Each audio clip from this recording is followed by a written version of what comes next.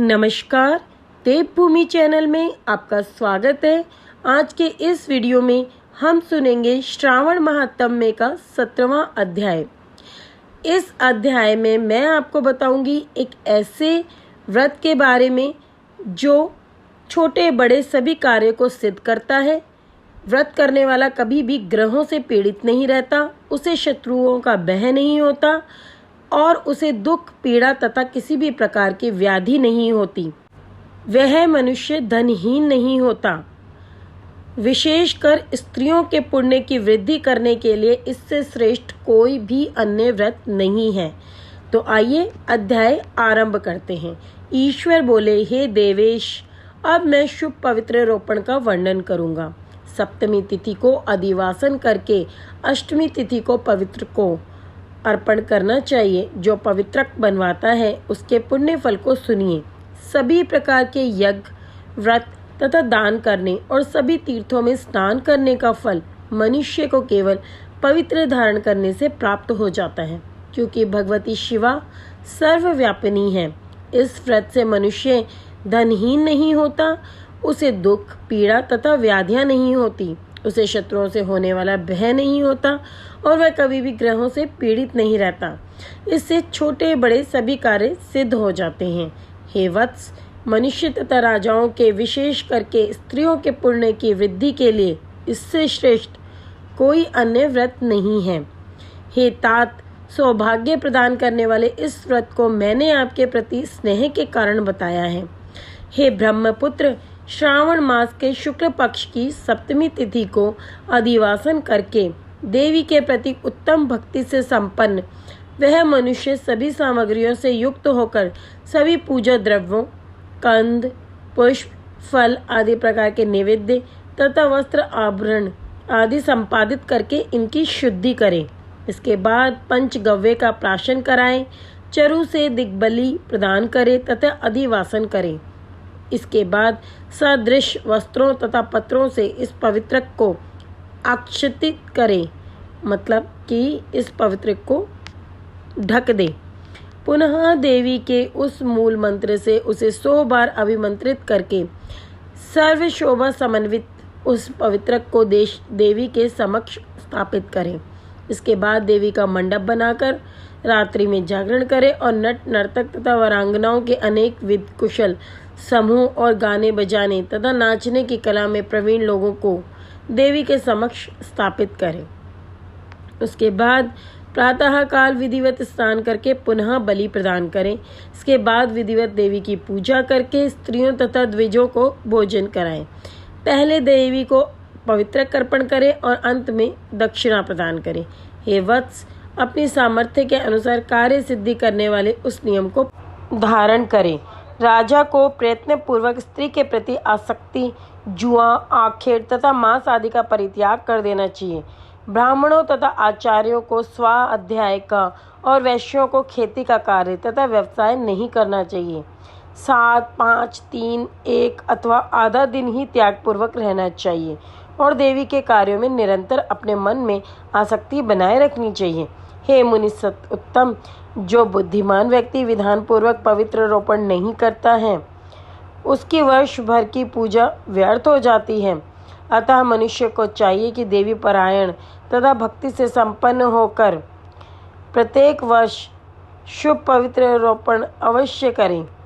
कर्क अथवा सिंह राशि में सूर्य के प्रवेश करने पर शुक्ल पक्ष की अष्टमी तिथि को देवी को पवित्र अर्पित करना चाहिए। हे सनत कुमार, इसके ना करने में दोष होता है, इसे नित्य करना बताया गया है। सनत कुमार बोले, हे देवदेव, हे महादेव, हे स्वामिन, आपने जिस पवित्रक का कथन किया है वह कैसे बनाया जाना चाहिए, उसकी संपूर्ण विधि बताएं। हे सनत कुमार, सुवर्ण, ताम्र, चांदी, रेशमी वस्त्र से निकाले गए कुश, काश के अथवा ब्राह्मणी के द्वारा काटे गए कपास के सूत्र को तिगुना करके फिर उसका तिगुना करके पवित्रक बनाना चाहिए। उनमें 308 तारों का पवित्रक उत्तम और 270 तारों का पवित्रक माध्यम माना गया है। 180 तारों वाले पवित्रक को कनिष्ठ जानना चाहिए।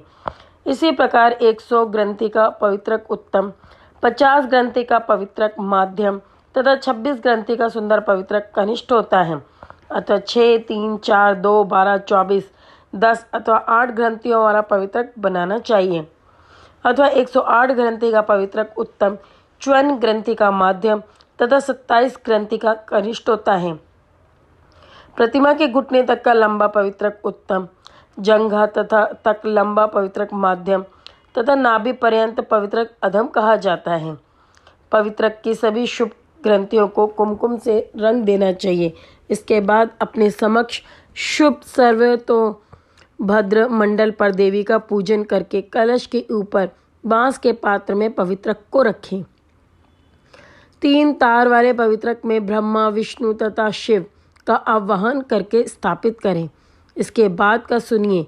9 तार के पवित्रक में ओंकार, सोम, अग्नि, ब्रह्मा, समस्त नागों, चंद्रमा, सूर्य, शिव तथा विश्व देवों की स्थापना करें। हे सनत कुमार, अब मैं ग्रंथियों में स्थापित किए जाने वाले देवताओं का वर्णन करूंगा। क्रिया, पौरुषी, वीरा, विजया, अपराजिता, मनोन्मणि, जाया, भद्रा, मुक्ति और ईशा ये देवियां हैं। इनके नामों के पूर्व में प्रणव तथा अंत में नमः लगाकर ग्रंथि संख्या के अनुसार क्रमशः आवाहन करके चंदन आदि से इनकी पूजा करनी चाहिए। इसके बाद प्रणव से अभिमंत्रित करके देवी को धूप अर्पण करना चाहिए। हे सनत कुमार, मैंने आपसे देवी के इस शुभ पवित्र रोपण का वर्णन कर दिया। इस प्रकार अन्य देवताओं का भी पवित्र रोपण प्रतिपदा आदि तिथियों में करना चाहिए। मैं उन देवताओं को आपको बताता हूँ। कुबेर, लक्ष्मी, गौरी, गणेश, चंद्रमा, बृहस्पति, सूर्य, चंडिका, अम्बा, वासुकी, ऋषिगण, चक्रपाणि, अनंत, शिवजी, ब्रह्मा और पितृ। इन देवताओं की पूजा प्रतिपदा आदि तिथियों में करनी चाहिए। यह मुख्य देवता का पवित्र रोपण है। उनके अंग देवता का पवित्रक 3 सूत्रों का होना चाहिए। ईश्वर बोले, हे विप्नेन्द्र, अब मैं श्रावण मास के दोनों पक्षों की 9वीं तिथियों के करणीय कृत को बताऊंगा। इस दिन कुमारी नामक दुर्गों की यथाविधि पूजा करनी चाहिए। दोनों पक्षों की 9वीं के दिन नक्त व्रत करें और उसमें दुग्ध तथा मधु का आहार ग्रहण करें अथवा उपवास करें। उस दिन कुमारी नामक उन पाप नाशिनी दुर्गा चंडिका की चांदी की मूर्ति बनाकर भक्ति पूर्वक सदा उनका अर्चन करें। गंध, चंदन, कनेर के पुष्पों, दशांग, धूप और मोदकों से उनका पूजन करें। उसके बाद कुमारी कन्या, स्त्रियों तथा विप्रों को श्रद्धा पूर्वक भोजन कराएं। फिर मौन धारण करके स्वयं बिल्व पत्र का आहार ग्रहण करें। इस प्रकार जो मनुष्य अत्यंत श्रद्धा के साथ दुर्गा जी की पूजा करता है वह उस परम स्थान को जाता है जहाँ देव बृहस्पति विद्यमान है। हे विधि नंदन, यह मैंने आपसे 9वीं तिथि का कृत्य कह दिया। यह मनुष्यों के सभी पापों का नाश करने वाला, सभी संपदाएं प्रदान करने वाला, पुत्र पौत्र आदि उत्पन्न करने वाला और अंत में उन्हें उत्तम गति प्रदान करने वाला है। इस प्रकार श्री स्कंद पुराण के अंतर्गत ईश्वर सनत कुमार संवाद में श्रावण मास महात्म्य में अष्टमी तिथि को देवी पवित्र रोपण नामक 17वां अध्याय पूर्ण होता है। कल हम आगे सावन महात्म्य का 18वां अध्याय सुनेंगे। हमसे जुड़े रहिए। हमारे चैनल पर आपको सावन महात्म्य के साथ साथ अधिक मास महात्म्य का श्रवण करने को भी मिल रहा है। तो इसके लिए अगर आपने चैनल को सब्सक्राइब नहीं किया है तो चैनल को सब्सक्राइब कर लीजिए और सावन महात्म्य और अधिक मास महात्म्य यानी पुरुषोत्तम मास महात्म्य को सुनकर आप भगवान विष्णु और भगवान शंकर की विशेष कृपा की प्राप्ति करें। ओम नमः शिवाय।